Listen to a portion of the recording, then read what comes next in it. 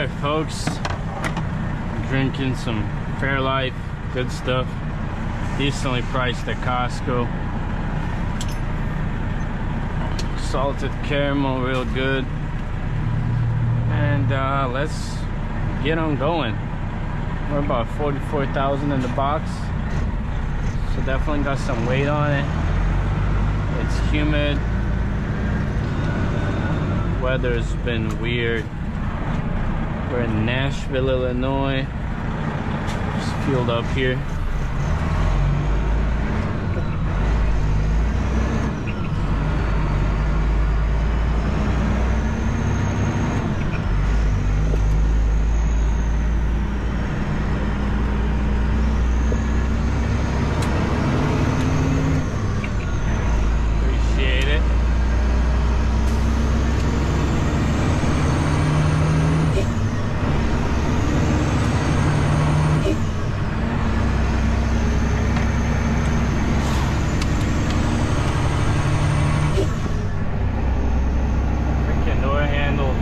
Again,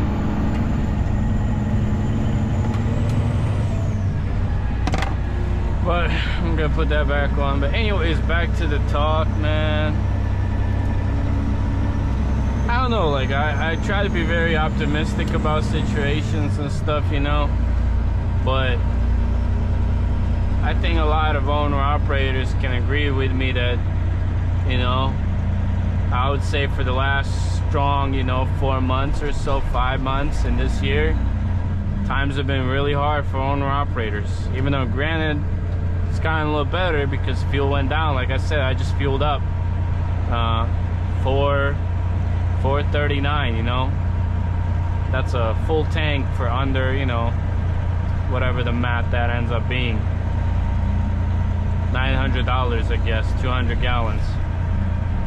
But, you know, point I'm trying to make is it's hard because, you know, rates keep going down and you have maintenance, and I mean, trucks are not cheap to run. Equipment is not cheap, and even if your truck is paid for, it's cool in short run, you know, you can stick it out, and everybody says stick it out. Like, I'm all for sticking out and not taking cheap freight, you know, but you can only go home empty so many times until you're like, okay, well, I can't keep on doing this. I can't keep deadheading 200-300 miles, you know. And I don't run a lot.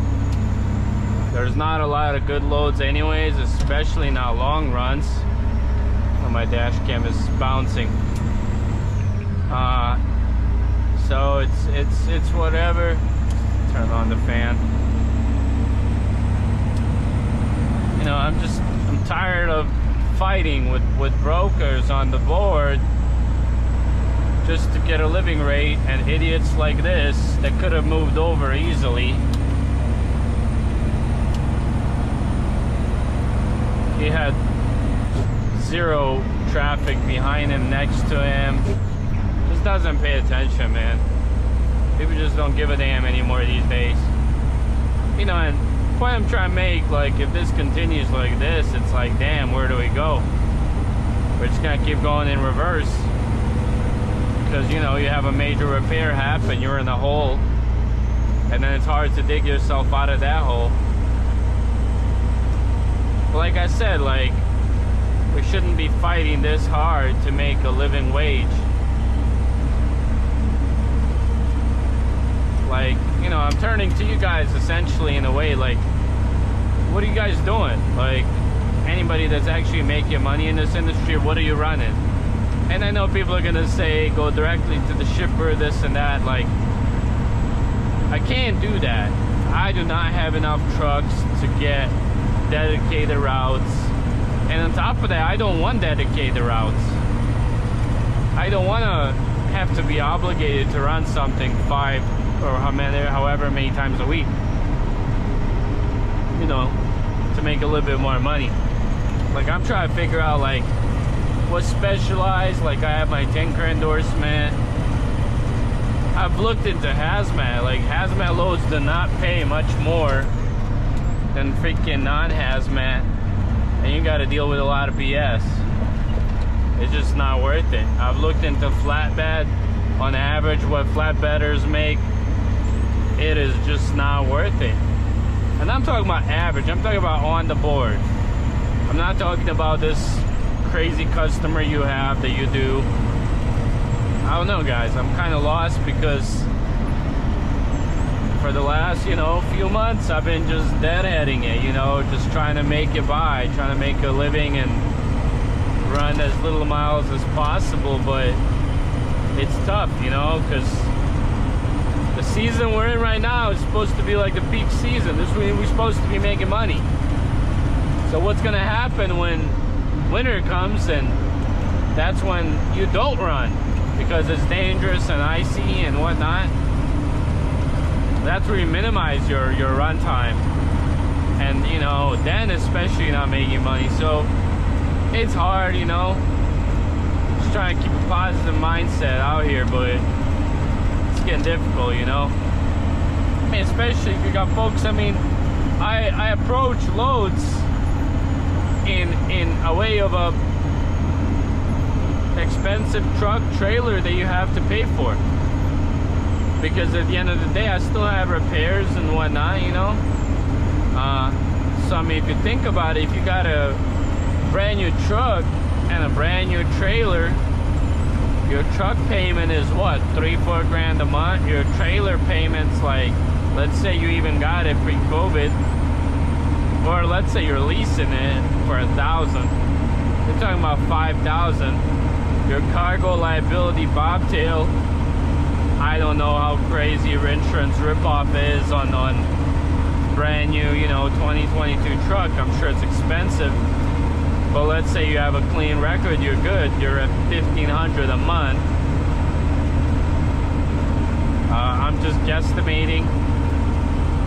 We're talking about $5,500 just for the truck, no fuel, nothing.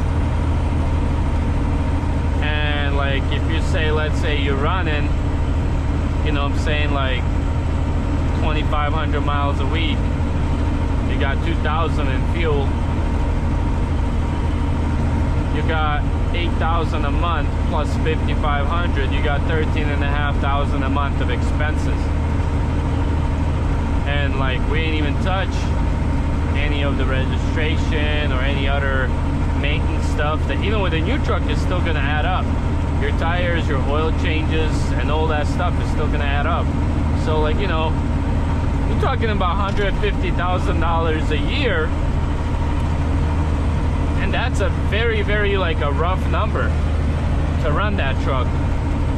So like, it's crazy because the numbers on the board the brokers are giving, man, like, you just cannot make money. Let's say on average you run 100,000 miles a year. And I know some people, they're like, that's not a lot, blah, blah, blah. Like, I don't want to be the guy that runs 4,000 miles a freaking week just to make some money.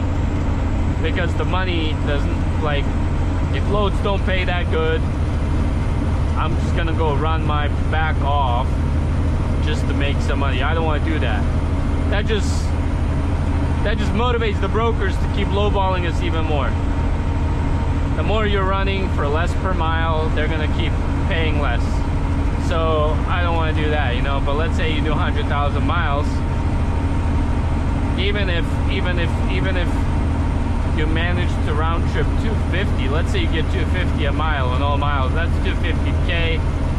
Company is gonna take 30, that's 220, minus some other stuff you got.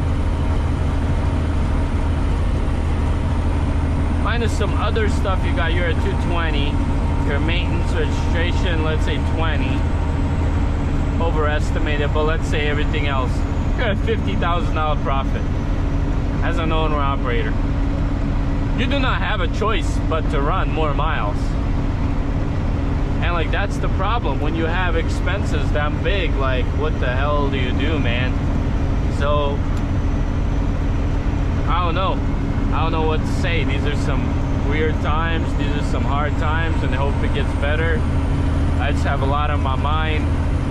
I don't want to leave trucking. I like trucking, I like self-employment, so hopefully it works out. But you know, just kind of blabbering my thoughts out there, so you kind of know where we stand and what my stance on things is. But yeah, folks, we're gonna just keep on rolling and drive and catch you a bit later for sure. All right, I promised I'd catch y'all later, so I figured I would. Got our dinner served. Got some steak and some sweet potato fries. That's our dinner. We're posted for the night.